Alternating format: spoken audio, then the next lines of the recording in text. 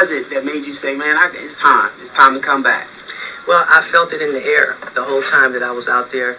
In my absence, I felt it in the atmosphere, put it that way.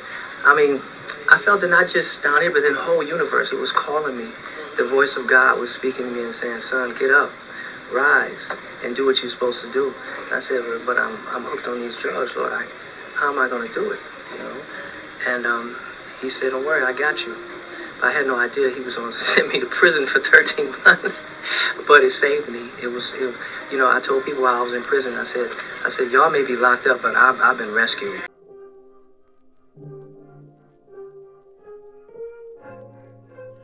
In 1982, the family group Debarge quickly rose to fame because of their good looks and musical talent. The group eventually fell apart, however, due to demons brought on by a difficult and dysfunctional family past.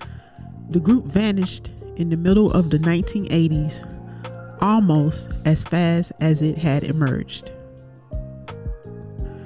The 8 Debarge kids were raised in a turbulent, mixed-race home by a violent, abusive father and a deeply religious mother. To be closer to their extended family, the family relocated from conservative Grand Rapids, Michigan, to inner city Detroit, but drug abuse and violence persisted. Their brothers, Bobby and Tommy, had achieved success as members of the well-known Motown group Switch that produced the songs There'll Never Be and I'll Call Your Name, paved the way for their siblings, Bunny, James, Mark, Randy, and Eldra, to be signed by Motown as the Debarges. Debarge emulated the Jacksons' early success with a string of achievements in the early 1980s, when they were expected to succeed the Jackson 5 as their successors, but they were unable to extend their streak of success past the mid-1980s. Debarge released the Debarges as their debut album in 1981, led by the supple and beautiful vocals of Eldra, also known as Elle, which demonstrated that the group had not yet developed their hit-making technique. The group quickly discovered the right formula. However, as All This Love, the group's sophomore album, would go on to become Debarge's first gold certified smash and yield the hit singles I Like It and the title track All This Love. In a special way released in 1983 was another gold certified triumph, producing the follow-up singles Love Me in a Special Way, Time Will Reveal, Stay With Me, and A Dream. The success of the album secured them an opening spot on a sold-out U.S. tour with Luther Vandross. Debarge sought the help of songwriter Diane Warren, as well as prominent producers David Foster, Richard Perry, Giorgio Moroder, and Glenn Ballard for their fourth worldwide release, 1985's Rhythm of the Night, that culminated in the group's third gold album in a row. The upbeat title track, Rhythm of the Night, was their biggest successful single of their career, nearly reaching the Billboard Hot 100 and appearing in the film The Last Dragon. More hit singles were taken from the album, such as Who's Holding Donna Now and You Wear It Well, but not everything was going smoothly behind the scenes. How do you keep the resentment from creeping in? I mean, you are siblings, so there's that interplay between you and your brothers and sisters. And I'm sure, expressed or not, there's some jealousy there. Even as they love you, there he is going out on his own. How do you deal with that part of it? Jealousy is something that's not easy to deal with. I know from experience and, with my family and friends, it's something you have to just look at realistically and just talk about it and just deal with it. And we encourage each other. Man, you're talented, you're great, and you're a genius, And that's how we just lift each other up and edify one another. L, one of the brothers, had become the group's main point. He departed the band in 1986 to pursue a solo career, whose Johnny, L's solo debut, was used in the smash film Short Circuit. L. Debarge, his self-titled debut album, debuted at number 24 and went gold. In 1987, Bunny went solo, and her debut solo album, In Love, received little attention, and she quickly disappeared from the music scene after struggling with severe addictions and other issues that she later detailed in her autobiography. Bobby and James, two of the remaining brothers, made an independent album under the name Bad Boys, but it also failed to gain attention. Another brother, Jonathan Chico Debarge, who was too young to join the band initially, signed as a solo with Gordy as well.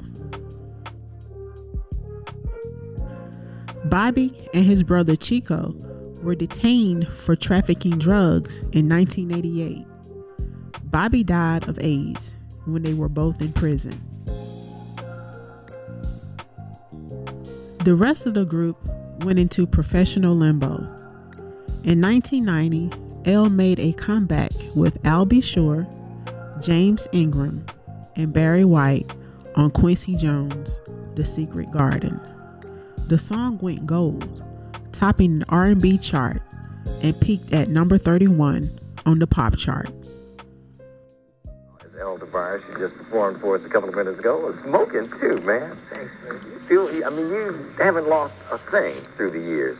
How do you do that? Because there are a lot of artists that lose a little bit as it goes on. Oh, is that right? Oh, yeah. Well, man, I haven't lost nothing. God gave it to me, and until he's ready to take it away, I'm going to have it, man. Yeah. But do you sing every day? I mean, does that help you keep it strong? I sing every day. I play piano all the time, and I go through life's ups and downs like anybody. I get colds and things, but I seem to come out on top all the time. Yeah. And what's happening with the rest of your family? Chico just signed a deal with the Face Records, and Bobby, you all know him from the lead singer Switch. He just signed a record deal, and James just signed a record deal. Everybody's getting back into the business. Oh, really? All the solo artists? Yeah. So I got to pave the way, man, and pioneer some more roads for them. How many albums is this for you now? This is my fourth solo album, Yeah, fourth one. So what year did y'all first come out as Debarge? I get it mixed up because, we signed in 1979, and we must have came out a year later. It was either 80 or 81. It was somewhere in between. Yeah. So it's a long time ago. Yeah. Well, it's not that long. I mean, well, I guess, do you feel like a veteran, like you've been around forever? I'm starting to. A lot of the new acts now, they always see me and they pay me my respect, and I didn't even realize they knew who I was. Those 16, 17-year-olds, man. Hey, that's L. Debarge. I said, wow. Now I'm starting to feel old. But it's all good. I respect it that I had a chance to help shaping some people's musical influence. Who was it that influenced you, other than Marvin Gaye? I mean, I hear a lot of Marvin Gaye when I listen to you. Well, in my school of music, Donnie, there's the Isley Brothers, Sly Stone, Earth, Wind, and Fire, even some gospel things like Andre Crouch, the Hawkins. But Marvin was like the main teacher in my school of music. So that's why you hear a lot of that. What was it about Marvin that you like so much? I seem to have this connection with him. We seem to have some similar sentiments, and I look to him a lot of times when I'm contemplating thought musically, and I just seem to relate to him more so than I do a lot of other people. But that's not to say that the other influences haven't played an important part in my career. You know. Yeah. Well, Marvin, I mean, I don't have any music in me, but I certainly look to his music quite often. I mean, some of his albums, they seem to last forever. You know, you listen to them and you hear things, man, that you never heard before, and you've only heard it 20 million times. Well, I did on my new album, Heart, Mind, and Soul, the title track. It's also sung on the album. It sort of sounds like a Marvin Gaye song. I did that intentionally, because as you know, we talked before, I try to do what I can to keep his memory alive, because he's one of our great teachers, and I'm very proud that he's touched my life, and I know I speak for a lot of other people too. So I try and keep that alive. So you know, it's all good, as they say. Yeah. Now you work with Babyface on this album, and some other producers. Right. Babyface produced 5 tunes on this album. We co-wrote together. Jermaine Dupri did one. We wrote a tune together, and Tony Doffett, and the rest of them I did myself. Yeah. Now, is this your first time working with Babyface? First time. Yeah. We met through Warner Brothers. We had never met prior to that. He had got in touch with Warner Brothers and inquired about me. He said, "What's he doing, man? I'd like to work with him." And I said, "Baby, who's that?" Babyface. I never heard of him. No, you did. Yeah, right. No, you know I'm just kidding. Oh yeah. But I was very honored. He and I are a lot alike. He's a perfectionist, man, and you know I'm a perfectionist, and it was a good relationship, a very good blend. Yeah. We both love harmonies, you know, and I was very honored that he respected me as much as I did him. Yeah. It was a good album. Available in the stores now. Right now. Right now. Now, you wanted to say hello to someone special. Oh, yeah. I want to say hi to 4 very special people in my life who, without their love and loyalty and understanding, I couldn't be here with a smile on my face.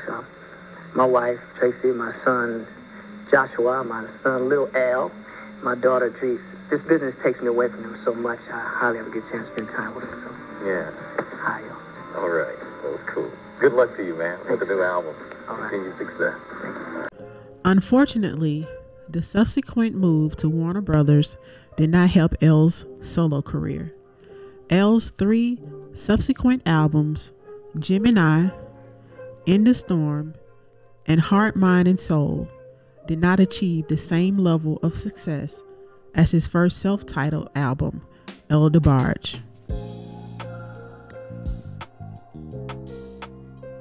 The Debarge family members came together for the gospel album Back on Track, The Debarge Family, as the 1990s got underway. This album served as the conclusion to a great but fleetingly well-known family group. El Debarge initiated his own personal rehabilitation in 2010 after being released from prison by appearing on the Soul Train Music Awards and releasing his first album in 16 years. The album, Second Chance, was nominated for a Grammy Award for Best R&B Album. It was an amazing return for a highly great singer and one of the year's best soul albums.